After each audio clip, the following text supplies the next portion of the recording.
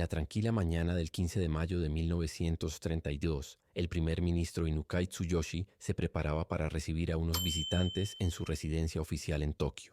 A sus 76 años, el veterano político aún conservaba la agudeza mental que lo había caracterizado durante su larga carrera. Con sus gafas redondas y su pequeño bigote canoso, Inukai representaba una era política que estaba siendo amenazada por fuerzas militaristas cada vez más poderosas en el Japón imperial. El anciano estadista se ajustó su traje occidental, un símbolo de la modernización que él mismo había ayudado a impulsar desde la restauración Meiji. No podía imaginar que esa sería la última mañana de su vida. El camino de Inukai hacia el poder había sido largo y complejo. Nacido el 20 de abril de 1855 en la prefectura de Okayama, en una época en que Japón aún era gobernado por el shogunato Tokugawa, Inukai creció durante un periodo de transformación radical. Hijo de un samurái de bajo rango, había presenciado cómo su nación pasaba de ser un país feudal aislado a convertirse en una potencia moderna que buscaba su lugar en el escenario mundial.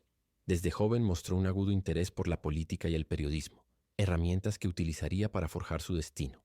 En su juventud, Inukai había estudiado en el prestigioso Instituto Keio, fundado por Fukuzawa Yukichi, uno de los grandes intelectuales de la era Meiji. Allí absorbió ideas liberales y democráticas que contrastarían con el creciente militarismo de las décadas posteriores. Como periodista del diario Hochi Shimbun, Inukai había desarrollado una pluma afilada y un pensamiento crítico que le permitieron destacarse entre sus contemporáneos. Sus artículos, que abogaban por un sistema parlamentario más fuerte y por limitar el poder de los oligarcas Meiji, lo catapultaron a la notoriedad pública. El ascenso político de Inukai comenzó formalmente en 1890, cuando fue elegido para la primera Dieta Imperial, el parlamento establecido bajo la Constitución Meiji. Representando a su prefectura natal de Okayama, el joven político pronto se distinguió como un orador elocuente y un defensor de los principios liberales. Se unió al partido Riken Kai Shinto, una agrupación progresista que abogaba por ampliar los derechos democráticos y limitar el poder de la oligarquía gobernante. A lo largo de las siguientes décadas, Inukai navegó hábilmente por las turbulentas aguas de la política japonesa, sobreviviendo a numerosas reorganizaciones de partidos y cambios en el panorama político. A medida que Japón se transformaba en una potencia imperial, Inukai ocupó diversos cargos ministeriales, incluido el de ministro de Educación y ministro de Comunicaciones. Sin embargo, su verdadera pasión siempre fue la política exterior, un campo en el que sus ideas a menudo chocaban con las ambiciones expansionistas de los militares. En la década de 1920, cuando ya era un venerable estadista, Inukai se convirtió en líder del partido Seiyukai, una de las principales fuerzas políticas del país. Bajo su liderazgo, el partido adoptó una postura más nacionalista en algunos aspectos, pero Inukai siempre intentó mantener un equilibrio entre el orgullo nacional y la cooperación internacional. Creía firmemente que Japón podía asegurar su lugar en el mundo sin recurrir a la agresión militar desenfrenada. El contexto en el que Inukai llegó al poder como primer ministro en diciembre de 1931 no podía ser más complicado. Japón, como el resto del mundo, sufría los efectos devastadores de la Gran Depresión. El precio del arroz había caído en picada, sumiendo a los campesinos en la miseria. El desempleo en las ciudades alcanzaba niveles alarmantes. Al mismo tiempo, el ejército de Kwantung, estacionado en Manchuria, había actuado por cuenta propia en septiembre de 1931, provocando el incidente de Mukden y comenzando la invasión de Manchuria sin la aprobación explícita del gobierno civil. Cuando Inukai asumió el cargo de primer ministro, heredó una situación explosiva. Los militares, especialmente el ejército, gozaban de una popularidad sin precedentes debido a sus éxitos en el continente asiático.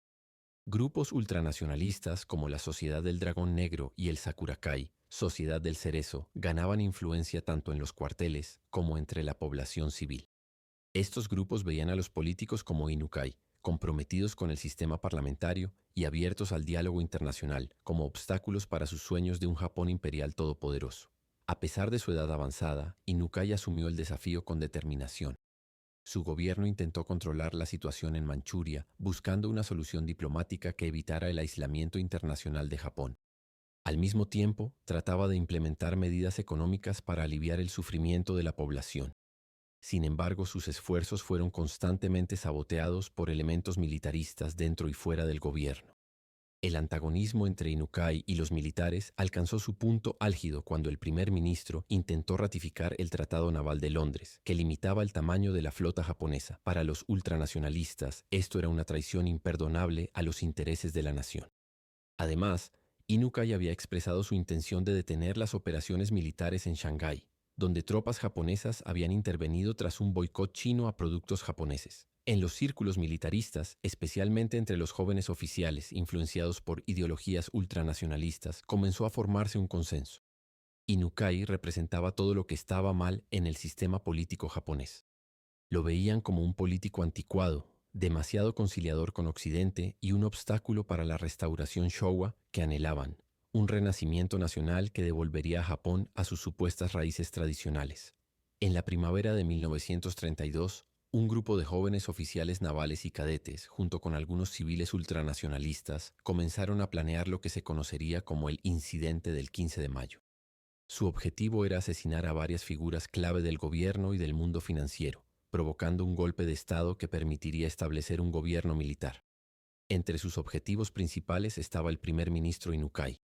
Mientras tanto, ajeno a la conspiración que se tramaba contra él, Inukai continuaba con su rutina diaria.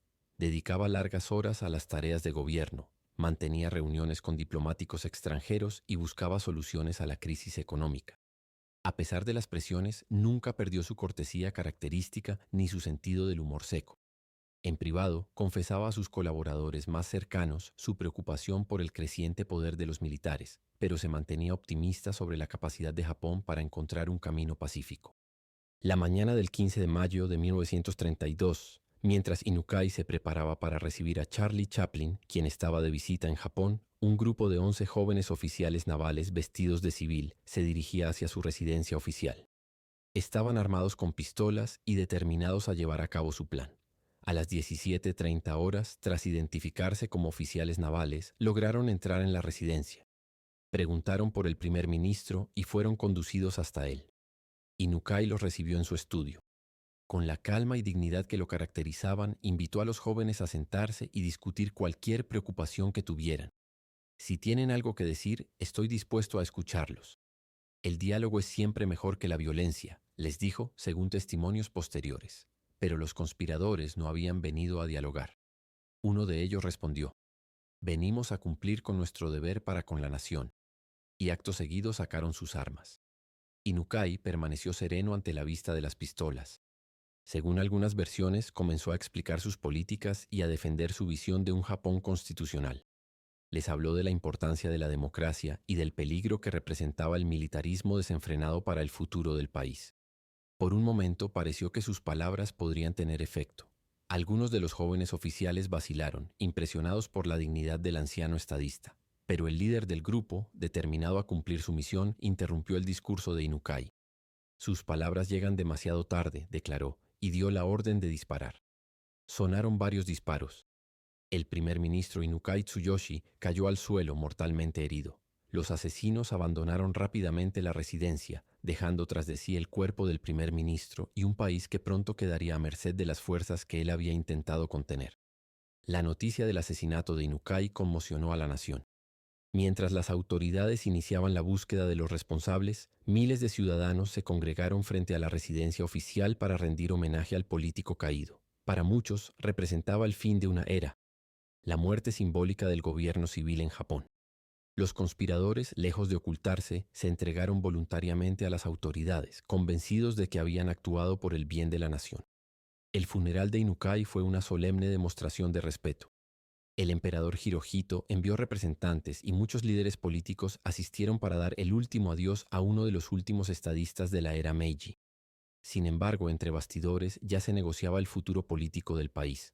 Los militares, fortalecidos por el asesinato, presionaban para tener mayor influencia en el próximo gobierno. El juicio de los asesinos de Inukai se convirtió en un espectáculo mediático que reveló las profundas divisiones en la sociedad japonesa. Los acusados no mostraron arrepentimiento. Al contrario, utilizaron el tribunal como plataforma para exponer sus ideas ultranacionalistas. Defendieron su acción como un acto patriótico necesario para salvar a Japón de políticos que, según ellos, traicionaban los intereses nacionales. Sorprendentemente recibieron un amplio apoyo popular. Miles de cartas y peticiones llegaron al tribunal solicitando clemencia. Muchos ciudadanos comunes, azotados por la crisis económica y seducidos por la propaganda militarista, veían a los asesinos como héroes que habían actuado por amor a su país. Esta atmósfera de simpatía hacia los perpetradores influyó en el veredicto. Aunque fueron declarados culpables, recibieron sentencias relativamente leves. Tras el asesinato de Inukai, Japón aceleró su deriva hacia el militarismo. El almirante Saito Makoto, un militar, fue nombrado primer ministro. Aunque era considerado un moderado, su nombramiento marcó el fin del gobierno de partidos en Japón hasta después de la Segunda Guerra Mundial. En los años siguientes, los militares adquirirían cada vez más poder, empujando al país hacia una política exterior agresiva que culminaría en la Guerra del Pacífico. La figura de Inukai Tsuyoshi quedó como un símbolo de lo que pudo haber sido un camino alternativo para Japón. Sus ideales de democracia parlamentaria y cooperación internacional fueron olvidados en los años de fervor militarista que siguieron. Solo después de la derrota en 1945, cuando Japón tuvo que reconstruir su sistema político desde cero, se reevaluaría su legado. El asesinato de Inukai no fue un incidente aislado, sino parte de una serie de intentos de golpe de Estado y asesinatos políticos que sacudieron Japón en la década de 1930.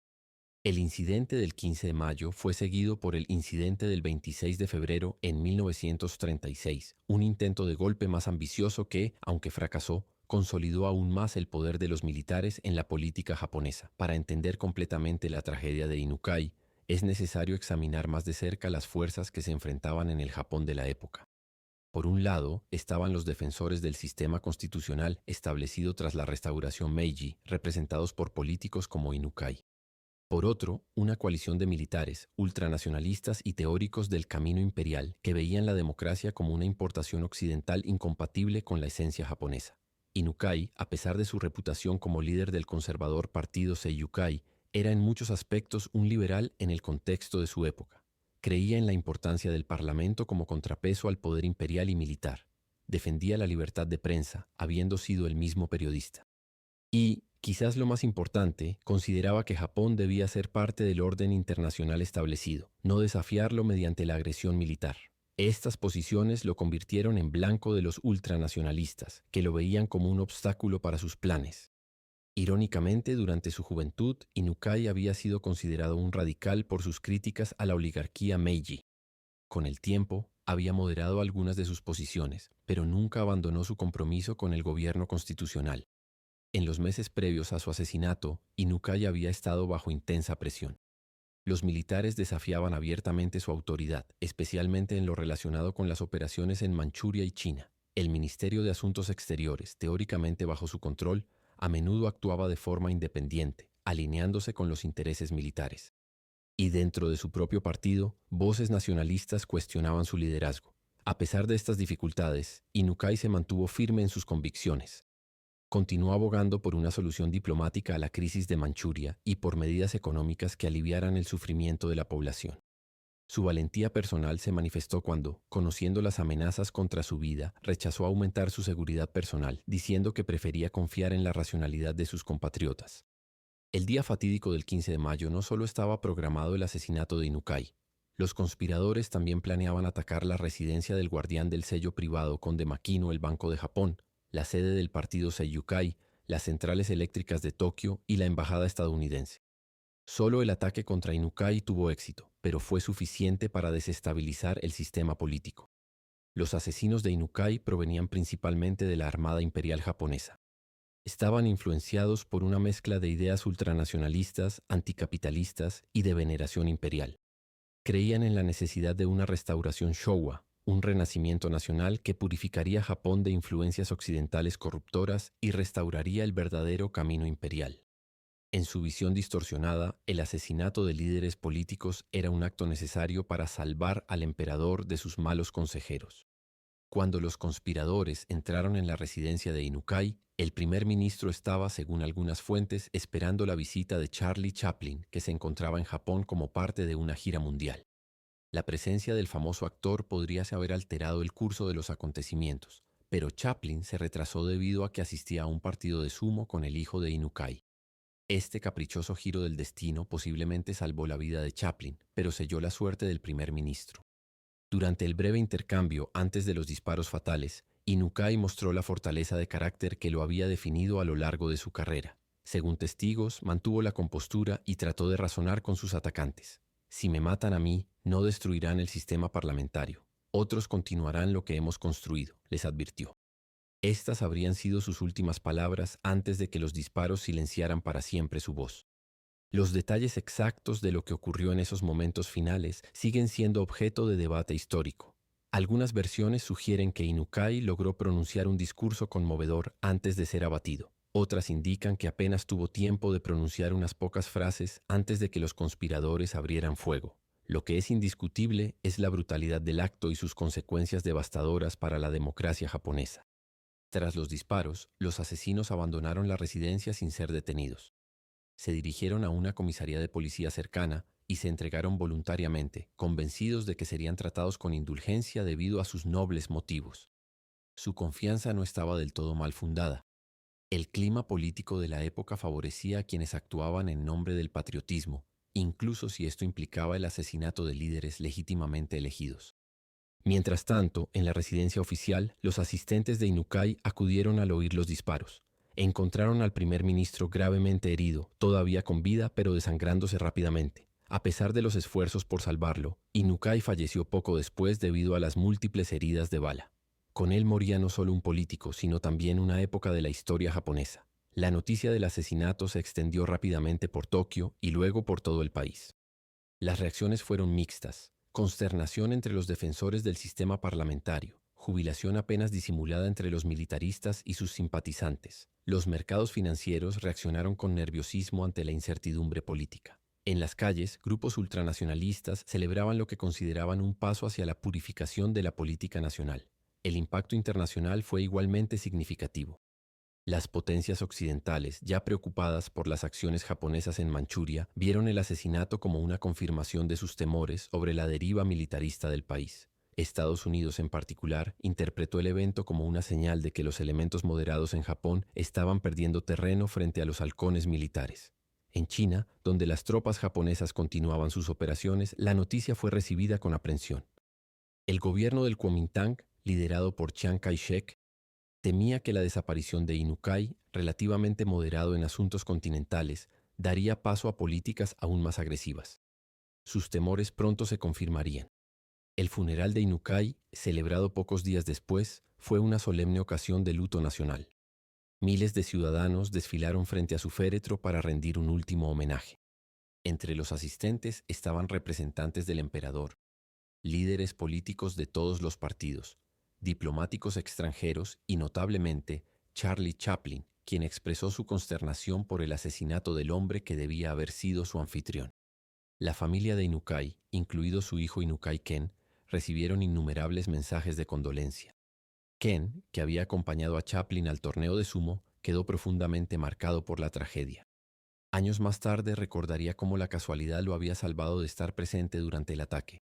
Si no hubiera ido con Chaplin, quizás habría muerto junto a mi padre, reflexionaría con amargura. El juicio a los asesinos comenzó en junio de 1932. Los 11 participantes directos, junto con varios conspiradores que no habían participado en el ataque pero habían ayudado a planificarlo, se enfrentaban a cargos de asesinato y sedición. Sin embargo, desde el principio quedó claro que el proceso judicial estaría influenciado por las simpatías políticas de la época. Los acusados, lejos de mostrar arrepentimiento, utilizaron el tribunal como plataforma para exponer sus ideas radicales. Defendieron el asesinato como un acto de patriotismo puro y se presentaron como leales servidores del emperador que habían actuado para liberar a Japón de políticos corruptos. Sus discursos inflamados fueron reproducidos extensamente en la prensa, amplificando su mensaje ultranacionalista. Lo más sorprendente fue la reacción del público. Miles de cartas de apoyo llegaron al tribunal. Se organizaron peticiones solicitando clemencia. Grupos de mujeres enviaron miles de breves cartas escritas con su propia sangre como muestra de solidaridad con los acusados. Este fenómeno revelaba hasta qué punto el militarismo había penetrado en la sociedad japonesa. El veredicto, pronunciado en agosto, reflejó esta atmósfera de simpatía hacia los perpetradores. Aunque todos fueron declarados culpables, recibieron sentencias extraordinariamente leves, entre 3 y 15 años de prisión. Ninguno cumplió la totalidad de su condena. La mayoría fueron liberados a través de amnistías en los años siguientes, cuando Japón ya estaba plenamente embarcado en su aventura militarista. Las consecuencias políticas del asesinato fueron inmediatas y profundas. El sistema de partidos, ya debilitado, recibió un golpe del que no se recuperaría hasta después de la guerra. El almirante Saito Makoto, designado primer ministro tras la muerte de Inukai, formó un gabinete de unidad nacional dominado por burócratas y militares. Aunque Saito no era un militarista radical, su nombramiento marcó el fin del gobierno civil. En los años siguientes, el poder de los militares no hizo sino aumentar. El ejército en particular se convirtió en un estado dentro del estado, tomando decisiones cruciales de política exterior sin consultar al gobierno civil. La expansión en Manchuria continuó, estableciéndose el estado títere de Manchukuo bajo el último emperador chino Puyi. La agresión contra China se intensificó, culminando en la Segunda Guerra Sino-Japonesa en 1937. La economía japonesa se reorientó progresivamente hacia la producción bélica. El gasto militar se disparó, absorbiendo una porción cada vez mayor del presupuesto nacional. Se implementaron políticas de control económico que limitaban el poder de los zaibatsu, conglomerados empresariales, y subordinaban la economía a los objetivos militares. Estas medidas eran precisamente las que los asesinos de Inukai habían defendido en sus manifiestos. En el ámbito social, la militarización fue igualmente profunda. El sistema educativo se reformó para enfatizar valores como el sacrificio por el emperador y la nación. La prensa quedó sometida a una censura cada vez más estricta. Las voces disidentes fueron silenciadas mediante detenciones, intimidación o la presión social. El Japón liberal y cosmopolita que había comenzado a florecer en la era Taisho, 1912-1926, desapareció bajo una ola de fervor nacionalista. La figura de Inukai Tsuyoshi fue rápidamente marginada en la narrativa oficial. Sus políticas fueron criticadas como débiles y excesivamente pro-occidentales. Sus esfuerzos por mantener a Japón dentro del orden internacional establecido se reinterpretaron como una traición a los intereses nacionales. Durante más de una década, su memoria quedó eclipsada por el culto a los patriotas que lo habían asesinado. Solo después de la derrota de 1945, cuando Japón tuvo que reconstruir su sistema político desde cero bajo la ocupación estadounidense, se reevaluaría el legado de Inukai. Los historiadores comenzaron a verlo como un defensor de la democracia cuya muerte había marcado el inicio del período más oscuro de la historia moderna japonesa. Su compromiso con el gobierno constitucional y su resistencia frente a las presiones militaristas lo convirtieron en un símbolo del otro Japón que podría haber sido. La tragedia personal de Inukai se extendió más allá de su propia muerte. Su hijo, Ken, que había sobrevivido gracias a su casual ausencia durante el ataque, vivió para ver cómo el país se sumergía en una guerra catastrófica. Muchos de los colaboradores cercanos de Inukai fueron marginados políticamente o se vieron obligados a comprometer sus principios para sobrevivir en el nuevo orden. Algunos incluso acabaron enfrentándose a purgas tras la derrota de 1945, acusados de colaboración con el régimen militarista que habían intentado contener. El asesinato de Inukai también tuvo ramificaciones culturales. En los años posteriores, la figura del patriota, dispuesto a sacrificarse por la nación mediante actos violentos, se convirtió en un tropo recurrente en la literatura y el cine japonés. Los asesinos de Inukai, especialmente, fueron romantizados como jóvenes idealistas guiados por motivos puros aunque equivocados. Esta narrativa solo comenzaría a cuestionarse seriamente después de la guerra. Entre los muchos aspectos trágicos del caso Inukai, quizás el más significativo fue cómo su asesinato reveló la fragilidad de las instituciones democráticas en el Japón de preguerra. A pesar de décadas de desarrollo constitucional, bastó un acto de violencia política para desestabilizar todo el sistema. La facilidad con que los militares asumieron el control tras su muerte demostró que las raíces del parlamentarismo no eran tan profundas como muchos habían creído. El legado político de Inukai es complejo y a menudo contradictorio. Como líder del partido Seiyukai, había apoyado políticas expansionistas en China y Corea que sentaron las bases para el imperialismo posterior. Sin embargo, a diferencia de los militaristas que lo sucedieron, creía que los intereses japoneses podían promoverse dentro del marco del derecho internacional y la diplomacia.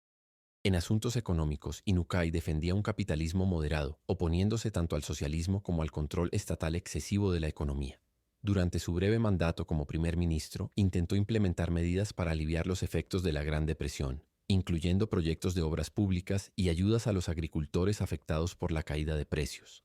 Estas políticas quedarían interrumpidas tras su muerte. En el ámbito cultural, Inukai era un hombre de contrastes. Profundamente versado en la literatura clásica japonesa y china, también había abrazado aspectos de la modernización occidental. Vestía trajes occidentales, hablaba varios idiomas extranjeros y apreciaba el arte y la literatura internacional. Esta dualidad reflejaba la de Japón mismo, un país que intentaba modernizarse sin perder su identidad cultural. Una de las pasiones menos conocidas de Inukai era la poesía. A lo largo de su vida escribió numerosos poemas en el estilo tradicional japonés, muchos de los cuales reflejaban sus preocupaciones políticas y personales. En uno de sus últimos poemas, escrito semanas antes de su asesinato, parecía presagiar su destino. El cerezo cae, sabiendo que su tiempo ha llegado. ¿Qué más puede hacer sino aceptar el viento del destino? En su vida personal, Inukai era conocido por su modestia y sencillez. A pesar de su posición, vivía de manera relativamente austera. Era un esposo devoto y un padre cariñoso. Su matrimonio con Inuetaki, hija de un samurái de Okayama, había sido arreglado según las costumbres de la época, pero se convirtió en una unión de genuino afecto mutuo. Juntos criaron a 5 hijos, incluyendo a Ken, quien seguiría los pasos de su padre en el mundo del periodismo. Las horas que siguieron al asesinato de Inukai fueron cruciales para el futuro de Japón. Existía la posibilidad de que el ataque provocara una reacción en defensa del sistema constitucional. Sin embargo, la falta de una respuesta contundente por parte de las instituciones reveló hasta qué punto el sistema ya estaba comprometido. El emperador, que podría haber intervenido decisivamente, optó por una postura pasiva, permitiendo que los militares aumentaran su influencia. En los días posteriores, mientras el cuerpo de Inukai yacía en su residencia rodeado de ofrendas florales, las negociaciones políticas para determinar su sucesor ya estaban en marcha. Los líderes del Seiyukai, debilitados por la pérdida de su figura principal, no pudieron imponer un candidato propio. Los Genro, ancianos estadistas, encabezados por el príncipe Sayonji Kinmochi, último sobreviviente de los fundadores del Japón moderno, recomendaron al almirante Saito como una figura de compromiso. El nombramiento de Saito como primer ministro marcó un punto de inflexión. Aunque no era un militarista radical, su designación estableció el precedente de que los primeros ministros ya no necesitaban ser líderes de partidos políticos ni siquiera miembros de la Dieta. En los años siguientes, esta práctica se convertiría en norma, marginando aún más al Parlamento. El gabinete formado por Saito incluía a políticos de carrera, burócratas y militares. Esta estructura de unidad nacional se justificó como necesaria en tiempos de crisis, pero en la práctica significó la dilución del poder de los partidos políticos. Importantes carteras ministeriales, especialmente guerra y marina, quedaron firmemente en manos de los militares, que utilizaron su posición para promover sus agendas particulares. Una de las primeras decisiones del nuevo gobierno fue reconocer oficialmente a Manchukuo, el estado títere establecido por el ejército de Kwantung en Manchuria. Esta decisión, que Inukai había resistido, supuso la validación de la política de hechos consumados implementada por los militares. También envió un mensaje claro a la comunidad internacional. Japón estaba dispuesto a desafiar las normas establecidas del orden mundial. En marzo de 1933, menos de un año después del asesinato de Inukai, Japón anunció su retirada de la Sociedad de Naciones tras las críticas internacionales a sus acciones en Manchuria. Este paso, que Inukai seguramente habría intentado evitar, marcó el aislamiento diplomático del país y su alejamiento definitivo del sistema de seguridad colectiva establecido tras la Primera Guerra Mundial. Mientras tanto, el juicio a los asesinos de Inukai continuaba captando la atención pública. Los abogados defensores, simpatizantes de las ideas ultranacionalistas, presentaron a los acusados como patriotas desinteresados que habían actuado por amor a su emperador y a su nación. Argumentaron que el sistema parlamentario era una imposición extranjera incompatible con la tradición japonesa del camino imperial. Uno de los momentos más dramáticos del juicio fue cuando se presentó como prueba una petición firmada por 350 personas solicitando clemencia para los acusados. Este documento, junto con las miles de cartas escritas con sangre por mujeres japonesas, ilustraba el grado de apoyo popular que tenían los asesinos. También se leyeron mensajes de apoyo enviados por familiares de los acusados, quienes expresaban orgullo por las acciones de sus hijos, hermanos o esposos. Los fiscales, conscientes del clima político, no presionaron por penas severas. En sus alegatos finales, aunque condenaron formalmente el asesinato, reconocieron los nobles motivos de los perpetradores. El juez, en su sentencia, manifestó simpatía por los ideales de los acusados mientras condenaba sus métodos. Este enfoque ambivalente sería característico de cómo el sistema judicial japonés trataría los incidentes patrióticos en los años siguientes. Finalmente, en agosto de 1932 se anunció el veredicto. Todos los acusados fueron declarados culpables, pero con sentencias sorprendentemente leves. Los participantes directos en el asesinato recibieron condenas de entre 3 y 15 años, mientras que los conspiradores que no habían participado directamente recibieron sentencias menores o suspendidas. Ninguno fue condenado a muerte, a pesar de haber asesinado al primer ministro del país. La reacción pública al veredicto fue mayoritariamente de aprobación. Los periódicos, cada vez más alineados con el nacionalismo militante, describieron el resultado como justo y compasivo. Solo unas pocas voces críticas se atrevieron a señalar que las sentencias ligeras podrían fomentar más violencia política. Estas advertencias resultarían proféticas.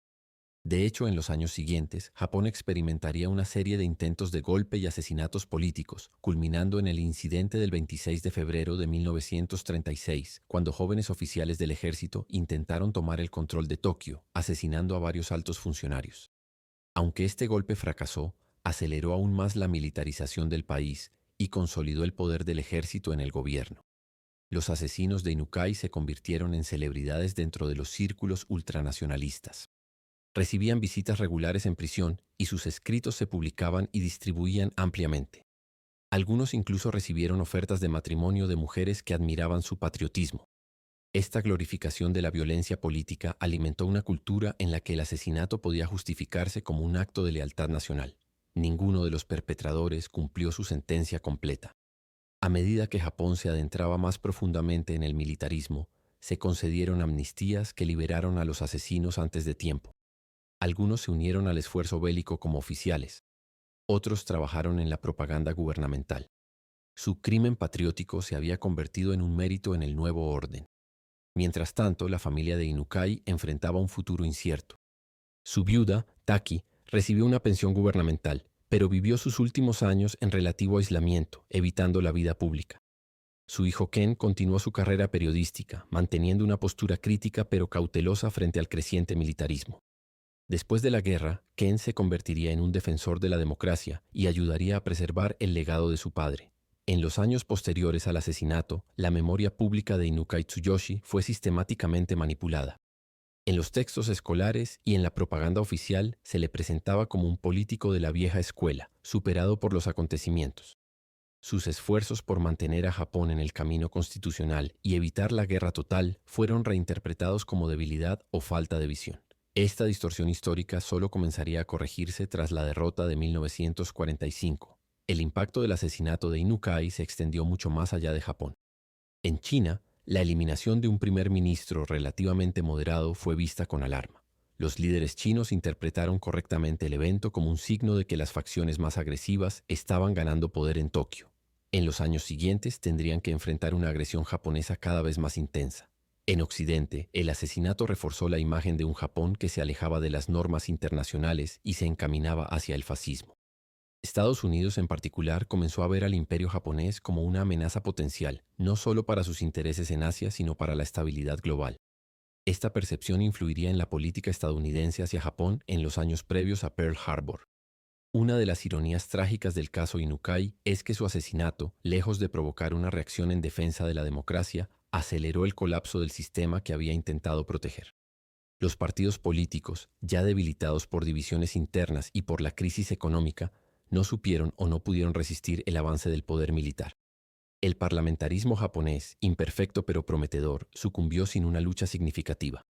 Este fracaso tiene múltiples explicaciones. Por un lado, las instituciones democráticas eran relativamente recientes en Japón y no habían echado raíces profundas en la sociedad. Por otro, la crisis económica global había minado la fe en el liberalismo y en el capitalismo, creando un terreno fértil para ideologías autoritarias. Además, el culto al emperador, central en la identidad nacional japonesa, fue hábilmente manipulado por los militaristas para justificar sus acciones. Para 1936, 4 años después del asesinato de Inukai, la transformación política de Japón estaba prácticamente completada.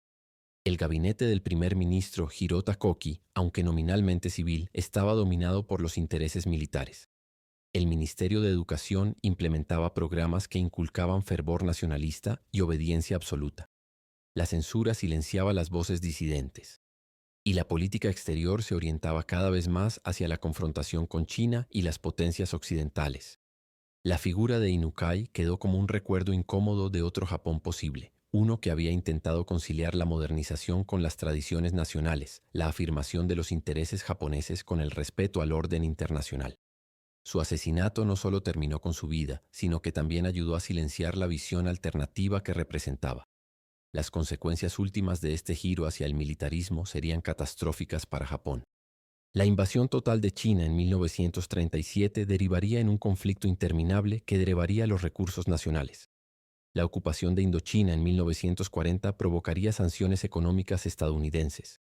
Y finalmente la decisión de atacar Pearl Harbor en diciembre de 1941 llevaría a una guerra que terminaría con la destrucción de las ciudades japonesas, incluidas las bombas atómicas de Hiroshima y Nagasaki.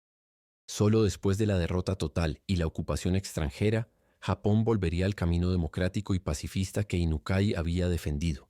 La Constitución de 1947, impuesta por las autoridades de ocupación estadounidenses, pero eventualmente aceptada por la mayoría de los japoneses, establecería un sistema parlamentario más fuerte y renunciaría explícitamente a la guerra como instrumento de política nacional.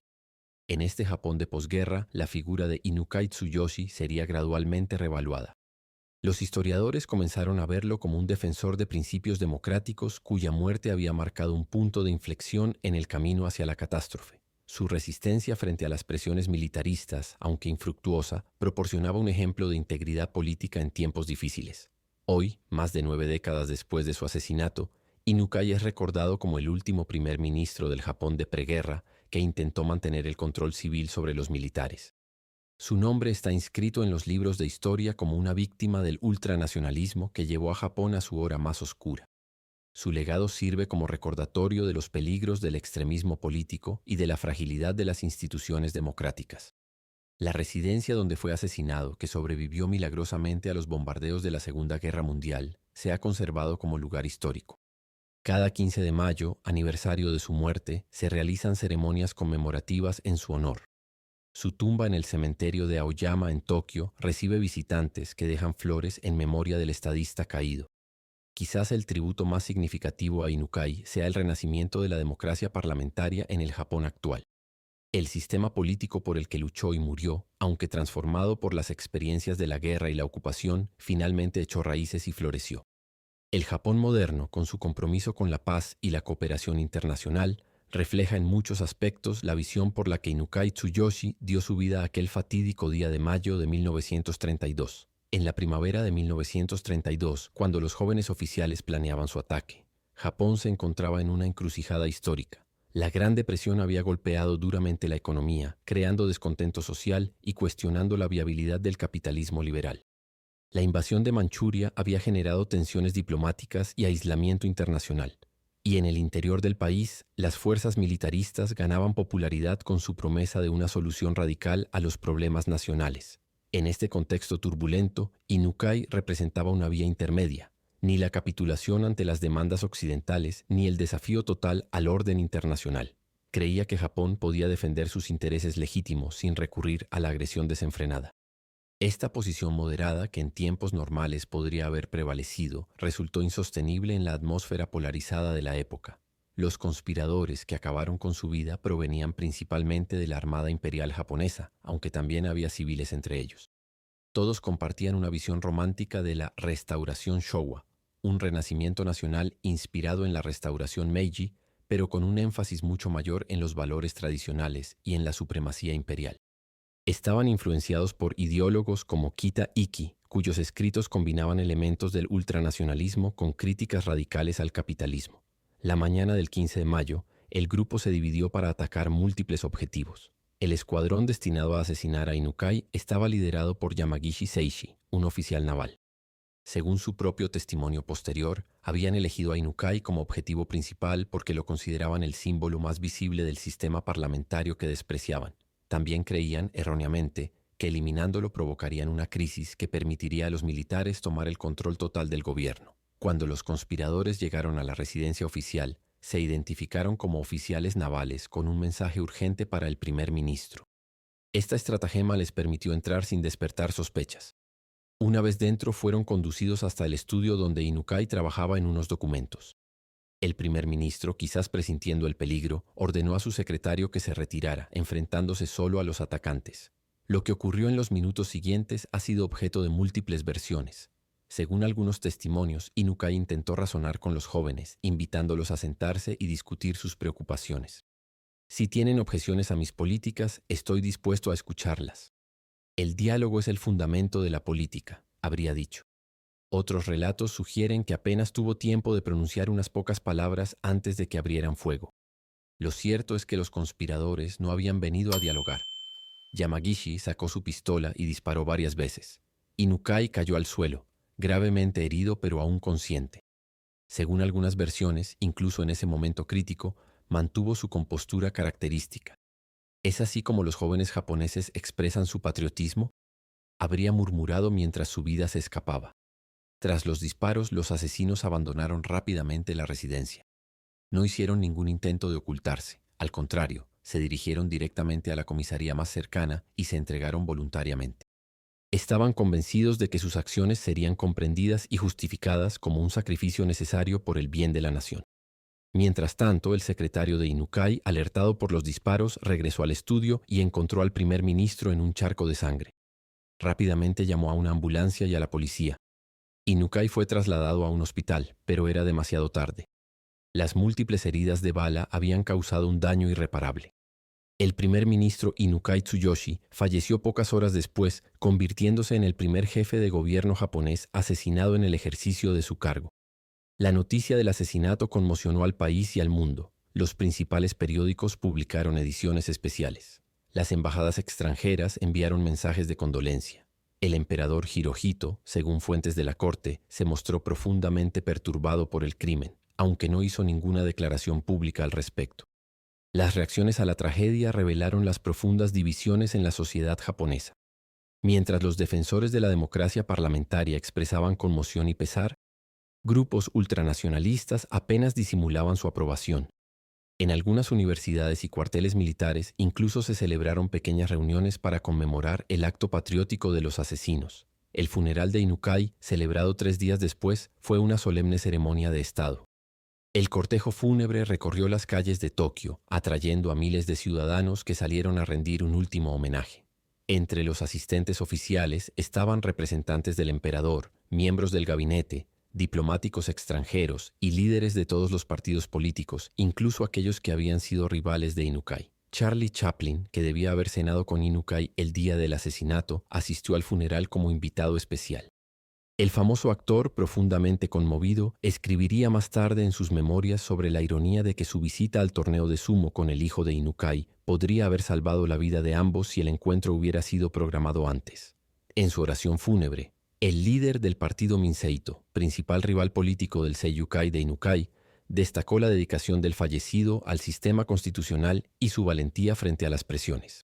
Aunque a menudo discrepamos en política, nunca dudé de su sincero compromiso con el bienestar de Japón, declaró. Su muerte no es solo una pérdida para su partido, sino para toda la nación. Tras los funerales comenzó la lucha por la sucesión política. El partido Seiyukai, debilitado por la pérdida de su líder, no pudo imponer un candidato propio como primer ministro. Los Genro, encabezados por el príncipe Sayonji, recomendaron al almirante Saito Makoto como figura de compromiso.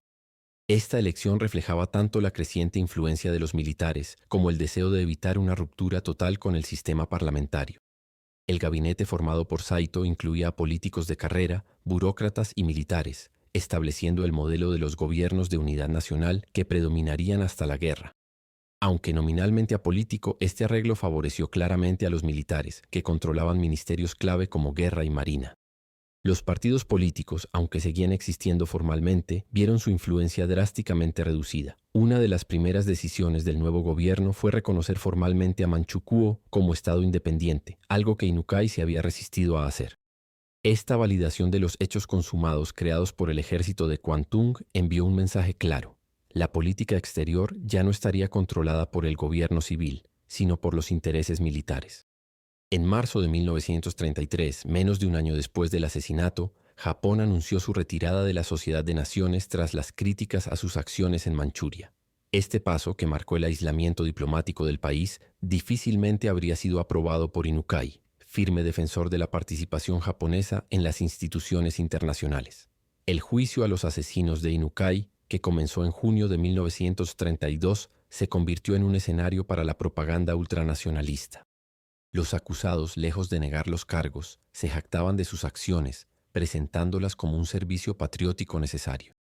No matamos a Inukai el hombre, sino a Inukai el símbolo de un sistema corrupto, declaró uno de ellos durante el proceso. La defensa argumentó que los acusados habían actuado movidos por el sincero deseo de salvar a la nación en un momento de crisis. Presentaron el parlamentarismo como una importación extranjera incompatible con la tradición japonesa del camino imperial. Incluso sugirieron que los verdaderos traidores eran los políticos que se vendían a intereses extranjeros y obstaculizaban la misión divina de Japón. Lo más sorprendente del juicio fue el masivo apoyo popular a los acusados. Diariamente llegaban al tribunal peticiones firmadas por miles de ciudadanos solicitando clemencia. Muchas mujeres enviaron cartas escritas con su propia sangre como muestra de solidaridad. Escuelas y asociaciones cívicas organizaron campañas de apoyo. Este fenómeno revelaba hasta qué punto el militarismo y el ultranacionalismo habían penetrado en la sociedad. Los fiscales, conscientes del clima político y posiblemente intimidados por el apoyo popular a los acusados, no presionaron por penas severas. En sus alegatos finales, aunque condenaron formalmente el asesinato, reconocieron los nobles motivos de los perpetradores. Esta ambivalencia caracterizaría la respuesta judicial a los incidentes patrióticos en los años siguientes. El veredicto, pronunciado en agosto, reflejó esta atmósfera de simpatía hacia los acusados. Todos fueron declarados culpables, pero recibieron sentencias sorprendentemente leves, entre 3 y 15 años de prisión. Ninguno fue condenado a muerte, a pesar de haber asesinado al jefe del gobierno. Más aún, casi todos serían liberados antes de cumplir sus condenas completas, beneficiados por amnistías concedidas a medida que Japón se adentraba en la guerra. Las sentencias leves enviaron un mensaje peligroso. La violencia política, si se realizaba en nombre del patriotismo, sería tratada con indulgencia. Este precedente alentaría nuevos actos de terrorismo político en los años siguientes, culminando en el incidente del 26 de febrero de 1936, cuando jóvenes oficiales del ejército intentaron un golpe de Estado más ambicioso, asesinando a varios altos funcionarios. Aunque ese intento de golpe fracasó, aceleró aún más la militarización del país. El primer ministro Hirota Koki, que sucedió a Okada Keisuke, quien había escapado milagrosamente del asesinato haciéndose pasar por muerto, formó un gabinete aún más dominado por los militares. La política exterior se volvió más agresiva, culminando en la firma del pacto anti-Comintern con la Alemania nazi en noviembre de 1936. Para entonces, el legado político de Inukai había sido prácticamente borrado. Los valores que había defendido, parlamentarismo, diplomacia, moderación, eran denunciados como debilidades en la nueva retórica oficial. Su intento de mantener a Japón dentro del orden internacional establecido se reinterpretaba como una traición a los intereses nacionales. Durante más de una década, su memoria quedaría eclipsada por el culto a los patriotas que lo habían asesinado. Los asesinos de Inukai, lejos de ser condenados socialmente, se convirtieron en celebridades dentro de los círculos ultranacionalistas. Recibían visitas regulares en prisión y sus escritos se publicaban y distribuían ampliamente. Algunos incluso recibieron ofertas de matrimonio de mujeres que admiraban su patriotismo. Esta glorificación de la violencia política alimentó una cultura en la que el asesinato podía justificarse como un acto de lealtad nacional. Ninguno de los perpetradores cumplió su sentencia completa. A medida que Japón se adentraba más profundamente en el militarismo, se concedieron amnistías que liberaron a los asesinos antes de tiempo. Algunos se unieron al esfuerzo bélico como oficiales. Otros trabajaron en la propaganda gubernamental. Su crimen patriótico se había convertido en un mérito en el nuevo orden. La familia de Inukai, mientras tanto, enfrentaba un futuro incierto. Su viuda, Taki, recibió una pensión gubernamental, pero vivió sus últimos años en relativo aislamiento, evitando la vida pública. Su hijo Ken continuó su carrera periodística, manteniendo una postura crítica pero cautelosa frente al creciente militarismo. Después de la guerra, Ken se convertiría en un defensor de la democracia y ayudaría a preservar el legado de su padre. El impacto internacional del asesinato fue significativo. En China, donde las tropas japonesas continuaban sus operaciones, la noticia fue recibida con alarma. El gobierno del Kuomintang interpretó correctamente el evento como una señal de que los elementos más agresivos estaban ganando poder en Tokio. En los años siguientes tendrían que enfrentar una agresión japonesa cada vez más intensa. En Estados Unidos, el asesinato reforzó la imagen de un Japón que se alejaba de las normas democráticas y se acercaba al fascismo. Diplomáticos y analistas comenzaron a ver al imperio japonés como una amenaza potencial, no solo para los intereses estadounidenses en Asia, sino para la estabilidad global. Esta percepción influiría en la política de Washington hacia Tokio en los años previos a Pearl Harbor. En Europa, donde el fascismo y el nazismo ganaban terreno, algunos vieron paralelos inquietantes con la situación japonesa. La combinación de nacionalismo extremo, culto al líder supremo, en este caso el emperador, y militarismo agresivo seguía un patrón reconocible. Otros, sin embargo, insistían en las particularidades del caso japonés, destacando el papel único del emperador y la influencia de tradiciones específicamente japonesas. Una de las ironías más amargas del caso Inukai es que su asesinato, lejos de provocar una reacción en defensa de la democracia, aceleró el colapso del sistema que había intentado proteger. Los partidos políticos, ya debilitados por divisiones internas y por la crisis económica, no supieron o no pudieron resistir el avance del poder militar. El parlamentarismo japonés, imperfecto pero prometedor, sucumbió sin una lucha significativa. Este fracaso tiene múltiples explicaciones. Por un lado, las instituciones democráticas eran relativamente recientes en Japón y no habían echado raíces profundas en la sociedad. La Constitución Meiji, promulgada en 1889, establecía un sistema parlamentario limitado, en el que el emperador retenía poderes considerables y la dieta tenía un papel principalmente consultivo. Aunque con el tiempo el Parlamento había ganado influencia, nunca había alcanzado la supremacía característica de las democracias occidentales. Por otro lado, la crisis económica global había minado la fe en el liberalismo y en el capitalismo, creando un terreno fértil para ideologías autoritarias. El desempleo, la caída de los precios agrícolas y la quiebra de empresas generaban un descontento que los militaristas podían explotar. Su promesa de un nuevo orden basado en la disciplina nacional y la expansión imperial resultaba atractiva para muchos japoneses desilusionados con el sistema existente. Además, el culto al emperador, central en la identidad nacional japonesa, fue hábilmente manipulado por los militaristas para justificar sus acciones. Presentándose como los verdaderos defensores del trono, podían descalificar a sus oponentes como traidores o influencias extranjeras. Esta retórica resultaba especialmente efectiva en un país donde la lealtad al emperador era considerada la virtud cívica suprema. También hay que considerar el papel de la educación y la propaganda. Desde la restauración Meiji, el sistema educativo japonés había enfatizado valores como el sacrificio por la nación, la obediencia a la autoridad y la supremacía de lo colectivo sobre lo individual. Estos valores, originalmente promovidos para modernizar el país, fueron fácilmente reorientados hacia fines militaristas en tiempos de crisis. Finalmente, no puede subestimarse el factor del miedo. Los asesinatos políticos creaban un clima de intimidación que silenciaba a muchos críticos potenciales del militarismo. Periodistas, intelectuales y políticos que se oponían a la deriva autoritaria enfrentaban amenazas, censura y ostracismo social. En este contexto, la resistencia abierta requería un coraje excepcional. Para 1936, 4 años después del asesinato de Inukai, la transformación política de Japón estaba prácticamente completada. El gabinete del primer ministro Hirota Koki, aunque nominalmente civil, estaba dominado por los intereses militares. El Ministerio de Educación implementaba programas que inculcaban fervor nacionalista y obediencia absoluta. La censura silenciaba las voces disidentes. Y la política exterior se orientaba cada vez más hacia la confrontación con China y las potencias occidentales. La invasión total de China en 1937, provocada por el incidente del puente de Marco Polo, derivaría en un conflicto interminable que drenaría los recursos nacionales. La ocupación de Indochina en 1940 provocaría sanciones económicas estadounidenses que asfixiarían la economía japonesa. Y finalmente, la decisión fatídica de atacar Pearl Harbor en diciembre de 1941 llevaría a una guerra contra Estados Unidos que Japón no tenía posibilidades realistas de ganar. Las consecuencias últimas de este giro hacia el militarismo serían catastróficas. Las ciudades japonesas serían arrasadas por bombardeos incendiarios. Hiroshima y Nagasaki sufrirían la devastación nuclear. Millones de japoneses, tanto militares como civiles, perderían la vida.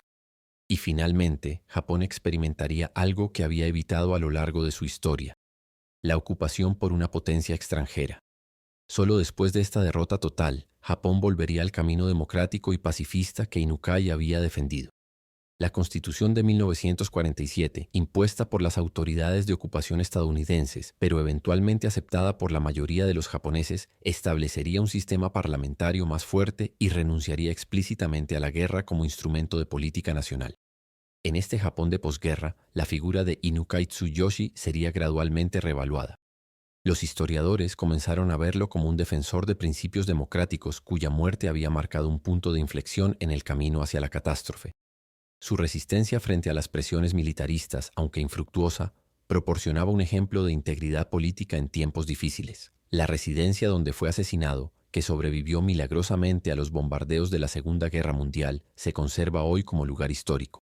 Cada 15 de mayo, aniversario de su muerte, se realizan ceremonias conmemorativas en su honor. Su tumba en el cementerio de Aoyama en Tokio recibe visitantes que dejan flores en memoria del estadista caído. Quizás el tributo más significativo a Inukai sea el renacimiento de la democracia parlamentaria en el Japón actual. El sistema político por el que luchó y murió, aunque transformado por las experiencias de la guerra y la ocupación, finalmente echó raíces y floreció.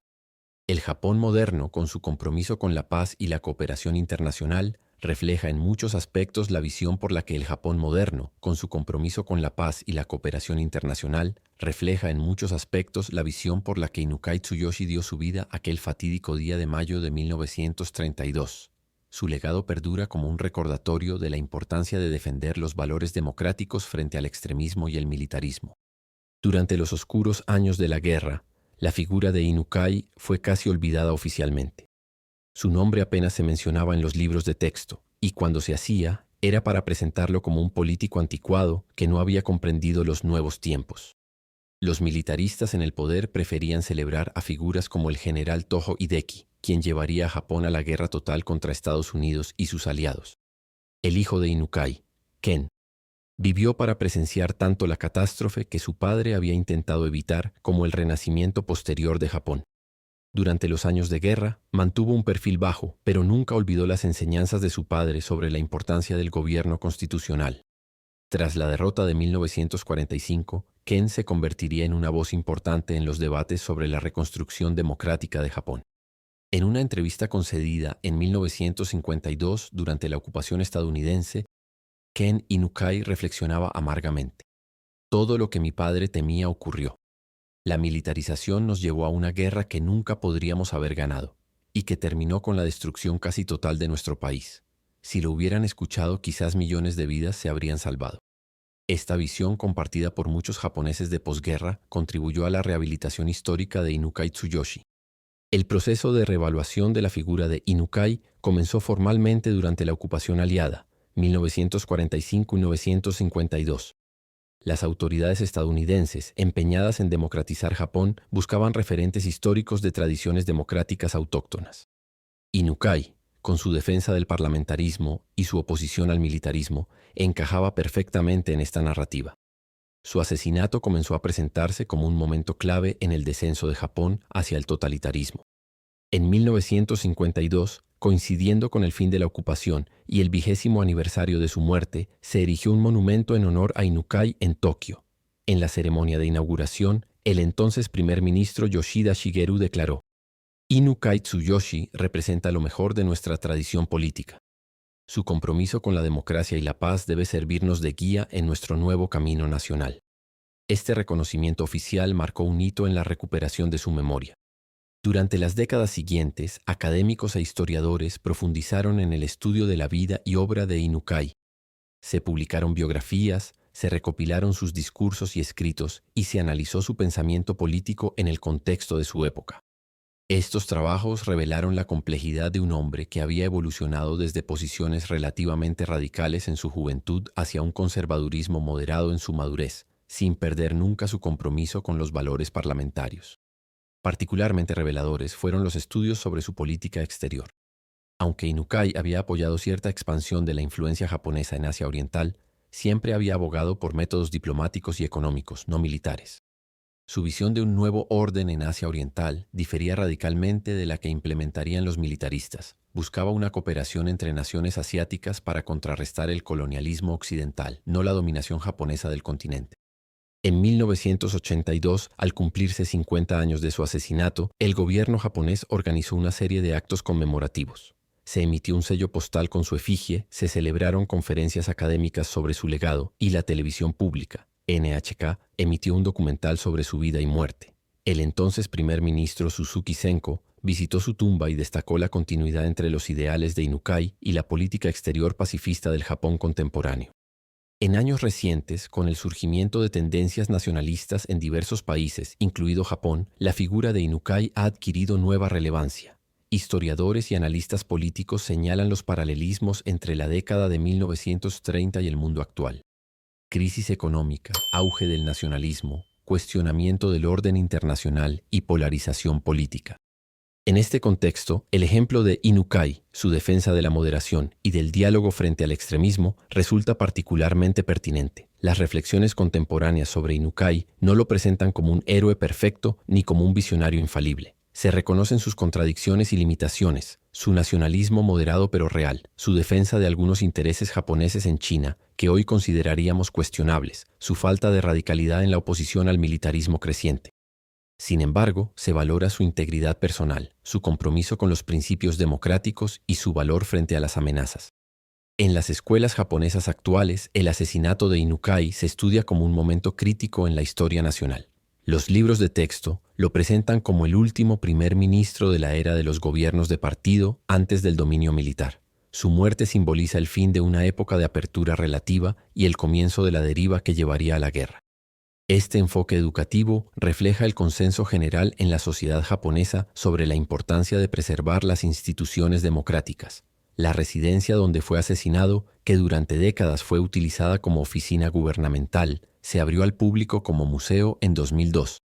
Los visitantes pueden recorrer las estancias donde transcurrieron los últimos momentos de Inukai, ver objetos personales que le pertenecieron y aprender sobre su vida y su contexto histórico. El museo recibe anualmente a miles de escolares japoneses como parte de los programas educativos sobre democracia y paz. En el ámbito académico internacional, Inukai ha recibido creciente atención en estudios comparativos sobre la caída de democracias y el auge de regímenes autoritarios. Investigadores de Europa, América y Asia analizan su caso junto con el de figuras similares en otros países. Políticos democráticos que resistieron la marea fascista o militarista de los años 1930, a menudo pagando con su vida. Estos estudios subrayan tanto los factores comunes como las particularidades del caso japonés. El legado político de Inukai es reivindicado hoy por diversas corrientes ideológicas en Japón. Los conservadores moderados destacan su defensa del orden constitucional y de los valores tradicionales japoneses compatibles con la democracia. Los progresistas valoran su resistencia frente al militarismo y su visión de un Japón integrado pacíficamente en la comunidad internacional. Esta amplitud de apropiaciones refleja la riqueza y complejidad de su figura histórica. Más allá de los círculos políticos e intelectuales, la figura de Inukai ha permeado también la cultura popular japonesa. Su vida y muerte han sido retratadas en novelas históricas, series de televisión y manga. Estas obras, aunque a veces toman libertades con los hechos históricos, contribuyen a mantener viva su memoria entre las nuevas generaciones y a reflexionar sobre las lecciones de aquel período turbulento. Quizás uno de los aspectos más interesantes de la recuperación histórica de Inukai es cómo se ha abordado la figura de sus asesinos. Lejos de la glorificación que recibieron en los años previos a la guerra, hoy son presentados como fanáticos que, independientemente de sus intenciones, causaron un daño irreparable a su país. Esta inversión valorativa refleja la profunda transformación de los valores sociales en el Japón de posguerra. En 2015, una investigación en archivos militares previamente clasificados reveló detalles adicionales sobre la conspiración que llevó al asesinato. Según estos documentos, altos mandos del Ejército y la Marina, aunque no participaron directamente en la planificación, estaban al tanto de las intenciones de los jóvenes oficiales y decidieron no intervenir. Esta complicidad pasiva de la jerarquía militar confirma la tesis de que el asesinato no fue simplemente obra de unos fanáticos aislados, sino parte de una estrategia más amplia para militarizar el país. El destino de los asesinos de Inukai, tras su liberación anticipada de prisión, ilustra las contradicciones de la época. La mayoría se unió al esfuerzo bélico durante la Guerra del Pacífico. Algunos murieron en combate, otros sobrevivieron para enfrentar los tribunales de crímenes de guerra tras la derrota. Unos pocos llegaron a arrepentirse sinceramente de sus acciones, reconociendo que habían contribuido a llevar a su país al desastre. Este reconocimiento tardío añade una capa adicional de tragedia a la historia. Uno de los asesinos, Mikami Taku, escribió en sus memorias póstumas: «Creíamos actuar por el bien de Japón, pero nuestra arrogancia juvenil nos cegó.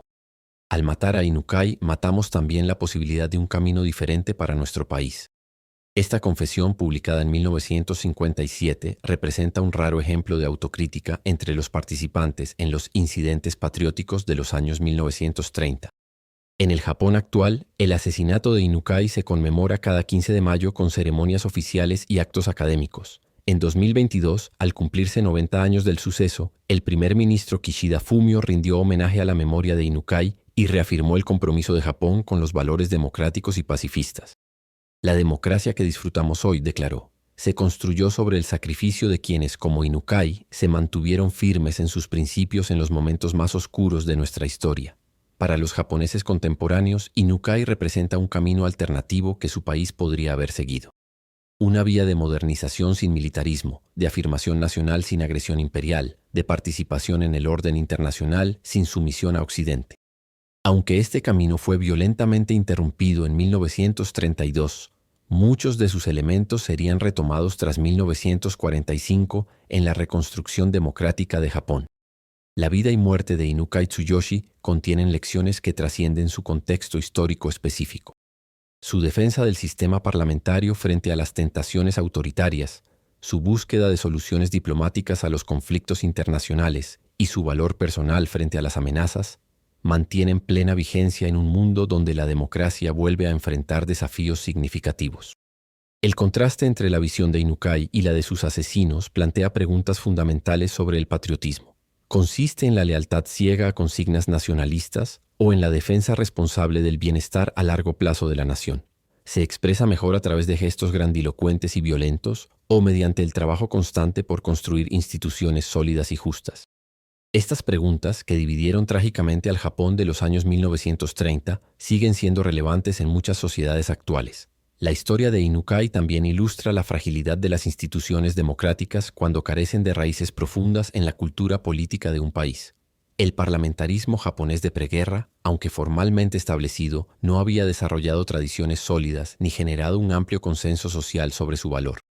Esta debilidad institucional facilitó su desmantelamiento gradual tras el asesinato de uno de sus principales defensores.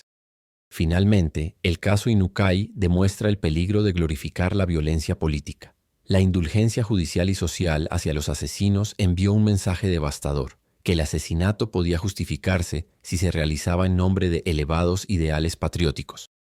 Esta legitimación de la violencia como herramienta política crearía un precedente funesto, alimentando nuevos ciclos de terrorismo político en los años siguientes. Hoy, la figura de Inukai Tsuyoshi permanece como un símbolo de resistencia frente al extremismo y como un recordatorio del valor de la democracia. Su vida, dedicada a la construcción de un Japón moderno y constitucional, y su muerte a manos de quienes pretendían imponer por la fuerza una visión radicalmente distinta del país, condensan las tensiones y contradicciones de una época crucial en la historia mundial. Al final de su vida, según testimonios de quienes lo conocieron, Inukai era consciente de los peligros que acechaban tanto a su persona como al sistema que defendía. Sin embargo, nunca consideró abandonar la lucha. Si debemos caer, habría dicho a un colaborador cercano, caeremos defendiendo los principios en los que creemos. El futuro nos juzgará. El juicio de la historia, en efecto, ha sido favorable a Inukai Tsuyoshi, reconociendo en él a un estadista que en circunstancias extremadamente difíciles mantuvo su integridad y su visión de un Japón democrático y pacífico. 90 años después de su asesinato, con un Japón democrático plenamente integrado en la comunidad internacional, las palabras finales que se atribuyen a Inukai antes de ser abatido resuenan con especial fuerza. Pueden matar a un hombre, pero no pueden matar las ideas por las que ha vivido. El tiempo le ha dado la razón. Los valores que defendió sobrevivieron a la noche oscura del militarismo y renacieron con mayor fuerza tras la catástrofe que él había intentado evitar. En julio de 2022, el asesinato del ex primer ministro Shinzo Abe conmocionó a Japón y al mundo, provocando inevitables comparaciones con el caso Inukai. Aunque separados por 90 años y contextos radicalmente diferentes, ambos asesinatos subrayaron la persistente amenaza de la violencia política y la necesidad de defender las instituciones democráticas. En los análisis sobre el atentado contra Abe, muchos comentaristas recordaron el precedente histórico de Inukai y las consecuencias devastadoras que su muerte tuvo para la democracia japonesa. El paralelismo entre ambos casos, sin embargo, no debe exagerarse. El Japón de 2022 era una democracia consolidada, con instituciones fuertes y un amplio consenso social sobre los valores democráticos. A diferencia de 1932, la reacción social al asesinato de Abe fue de unánime condena, sin ninguna glorificación del perpetrador. Y el sistema político, lejos de colapsar como ocurrió tras la muerte de Inukai, demostró su resiliencia continuando su funcionamiento normal. Esta diferencia fundamental entre ambas situaciones es precisamente parte del legado de Inukai. Las lecciones extraídas de su asesinato y de las consecuencias trágicas que éste tuvo para Japón contribuyeron a forjar una cultura política más sólida, en la que la violencia ya no se considera una herramienta legítima para dirimir diferencias ideológicas. En este sentido, su sacrificio no fue en vano. El recuerdo de Inukai Tsuyoshi permanece vivo en el Japón actual como símbolo de un compromiso inquebrantable con los valores democráticos. Su figura trasciende las divisiones partidistas, siendo respetada tanto por conservadores como por progresistas. Su vida y su muerte nos recuerdan que la democracia es un sistema frágil que requiere defensores valientes, especialmente en tiempos de crisis y polarización. La trayectoria vital de Inukai, desde sus humildes orígenes como hijo de un samurái de bajo rango hasta la máxima responsabilidad política, encarna también el ideal meritocrático de la modernidad japonesa. Su ascenso a través del periodismo y la política representó las nuevas posibilidades de movilidad social abiertas por la restauración Meiji, que había desmantelado el rígido sistema de castas feudal. Esta dimensión de su biografía sigue inspirando a jóvenes japoneses de orígenes modestos que aspiran a servir a su país en la vida pública. Al reflexionar sobre la vida y obra de Inukai Tsuyoshi, no podemos evitar preguntarnos qué habría ocurrido si hubiera sobrevivido y continuado al frente del gobierno. ¿Habría podido contener el avance del militarismo? ¿Habría encontrado una solución diplomática a la crisis de Manchuria?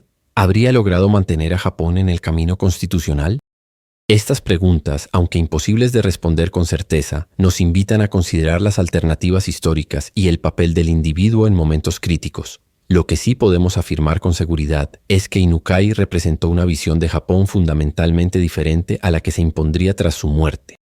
Un Japón moderno, pero fiel a sus mejores tradiciones, orgulloso de su identidad nacional, pero respetuoso del derecho internacional, fuerte pero no agresivo, influyente pero no imperialista. Esta visión, temporalmente derrotada en 1932, acabaría triunfando en el Japón de posguerra, aunque tras un terrible interludio de guerra y destrucción. En este sentido, la historia de Inukai Tsuyoshi es paradójicamente tanto una tragedia como un triunfo póstumo. Una tragedia porque su asesinato marcó el inicio de la deriva militarista que llevaría a Japón al desastre. Un triunfo porque los valores que defendió acabarían renaciendo de las cenizas de la derrota y conformando las bases del Japón moderno. Como tantas figuras históricas que se adelantaron a su tiempo, Inukai fue derrotado en vida pero reivindicado por la posteridad. Su legado permanece como un recordatorio permanente de que incluso en los momentos más oscuros siempre existe la posibilidad de defender principios democráticos y pacifistas. Su ejemplo de integridad personal y coraje cívico sigue inspirando a quienes, en Japón y en todo el mundo, trabajan por construir sociedades más justas, democráticas y pacíficas. En este sentido, la vida y muerte de Inukai Tsuyoshi trascienden su contexto histórico específico para convertirse en un símbolo universal de resistencia frente al autoritarismo y defensa de los valores democráticos.